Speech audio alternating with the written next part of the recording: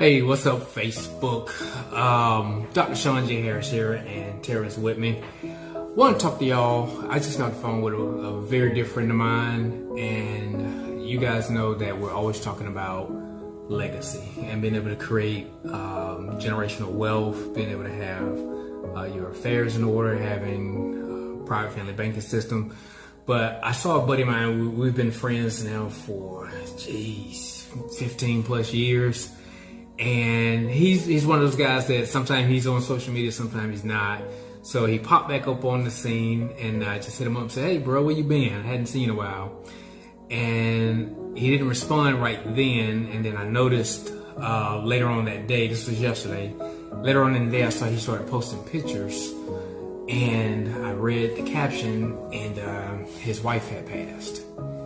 And my buddy, he and I were the same age. He just turned 50. She was 36. 36, guys. A lot of times we always think, tomorrow's promised. We always got time. But I saw stuff he started posting. They're a blended family. So I guess what I want to talk about is having your affairs in order. And one thing with doing that is you gotta have your wills, your trust, all the stuff in place. Terry and I, we're working on a project right now where let me tell you first, I'm on book number 36 now. All of my books were not designed for sale. They're all love letters to my kids. They just happen to turn into books that I share with the rest of the world. But the next book that we're writing right now, it specifically is for our family. It's not getting disseminated. We haven't made any plans to disseminate it. But it's pretty much a blueprint and guide to everything concerning life. So you want to share with them, love, kind of what that project is? It's a book. It's the Harris Family Legacy. That's what I'm naming it, because a lot of people think that we have time, and we don't. We don't know how much time we have. And the last thing I would want to do is for one of us or both of us, because a lot of times, people think you leave one at a time. It could happen together, and I wouldn't want to leave our kids, not knowing what to do or not knowing what the next step is. So I want this book to tell them, okay, when you're choosing a spouse, when you're choosing a business, when you're building wealth, when you're getting insurance, when you're putting your things, your assets away, how you do that, and not only for yourself, how you teach the next generation to do it. Yeah. When it comes to wills and trust and being able to have your advanced directives together, that's super important. Me and my buddy, we were just talking, and I wanted to say his name so bad because that's just the way I talk. So I'm trying to keep his privacy as it is, but he shared something with me, and it just really broke my heart. We had our what you call it? Our bromance. Our bromance conversation, and he just broke down in the middle of us talking everything. But something that really hurt me in my core was when he started talking about his kids. They got a blended family. She has 3 kids prior to the marriage. He had 2 kids prior to the marriage, and the other 3 kids that were her biological kids had to go back to the father. And thankfully they got a good relationship where they kind of stay in the same neighborhood and they can still see the kids and everything. But see, these are things that we don't think about a lot of times. If something happens, what happens to your kids, particularly if you have a blended family? So that's why it's important to have the advanced directives. And his biological kids, they're I think they're like 19, 20, so they're kind of in and out of the house kind of thing. But he just told me, he said, "Man, it's just me and the dog here." So can you imagine having a wife and 5 kids combined down to just you and a dog overnight? And he was not expecting her to pass. It was something that came about very suddenly. She passed in her sleep. But these are the things that we gotta think about. You gotta have discussions with your family. Make sure your insurance policy is in place, which his was. He had all his affairs in order, but that doesn't substitute for the loss of the loved one. That's just one kind of less thing you gotta worry about. That gives you time to grieve. But just imagine being in a situation where you're trying to grieve and you don't have your affairs in order. See, all that is a part of generational wealth. When I come on here and do videos, I put up images and so forth. It's not for the fun of it. It's not just me having something to do. I'm trying to empower each one of you who may not be in a position or have positioned yourselves to win through generations and to have your affairs in order. That's why we do this stuff, you know. And we're doing it as we're going through the process. We're teaching people how to do it. I've been heavy on private family banking systems since the beginning of 2022 because it's that important. I wrote a best-selling book on it called Understanding Private Family Banking System. I have a course on it, Family Private Banking Systems.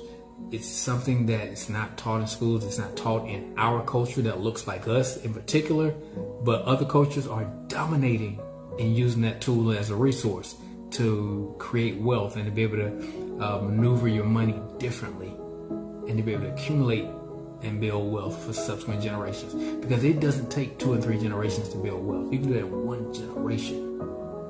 Imagine if everyone had a policy on grandma. You know, we're all gonna pass. So let's get past all that emotional stuff. You're gonna die. So it only makes sense to have a policy in place where everyone in your family can benefit. Imagine for all you guys who got grandkids out there. If you got 4 or 5 grandkids, what if they all had a $250,000 policy or a half policy, which is a $500,000 policy? Imagine how much that would benefit them moving forward in future generations. So we got to get out of that selfishness because other cultures don't do that. I'm talking to my folks right now. Other cultures don't do that. Get out of that dumb mentality. My best buddy I'm talking about now, he don't look like me. See, he understands that he had all this stuff in play. So all that is taken care of. Now he has time to grieve and to be able to do what he needs to do for his family. So as we're moving through this year, it's time to man up, woman up, put on your big boy and big girl underwear and handle business. Handle your financial business. Handle your estate, your affairs. Tara had a classmate that passed, about a month ago or something like that. Same thing there. The wife had only been married to him for a couple, 2 or 3 years, but she's making decisions that went against what he said, but he didn't have in writing. We're both military people. So we understand if it's not documented, it don't exist. But he publicly said it in a podcast how he wanted his affairs to go if something ever happened to him. And lo and behold, a month later, he passed. But did anything happen the way that they wanted it to? Nope. That wife of 2 or 3 years came in and changed everything. Kind of blocked out a lot of the family members. Family members couldn't even attend the ceremony, stuff like that. So this is why it's important to have your affairs in order. Have your asset holdings accounted for. Because if you don't, that stuff is going into probate. And that stuff get tied up in probate for years while your family is trying to figure out how they're going to cope and manage. So take time out and figure out what it is you need to do to put your finances in order and just really start thinking about the next generation. So a lot of people run around and they spit out the platitudes of generational wealth when they really don't understand what generational wealth is. Generational wealth is in fact teaching the next generation to teach the subsequent generation financial literacy, how to have business acumen, financial literacy, all this stuff. It all comes together. It's not just about money when we say generational wealth. It's about the mindset that comes with it. Because you can take a person who doesn't understand money, you got a person who does understand money, and reverse the roles. Well, within 12 to 18 months, the roles will reverse back.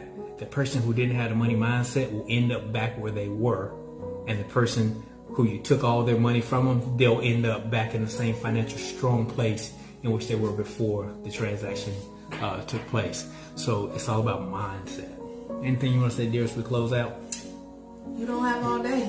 You don't have all year. You don't have a lifetime the lifetime that you think you have. Let's go. Yep. Time is really running out. And I hope that this message is resonating and that this message doesn't ring in your head after it's happened to you. And it's just ringing. Sean told me to get it in order, and I didn't. Don't be that one. 3 kind of people. those that make it happen, those that watch it happen, those wonder what the hell just happened. So get it together, y'all. We ain't on here posting for the fun of it. Y'all take care.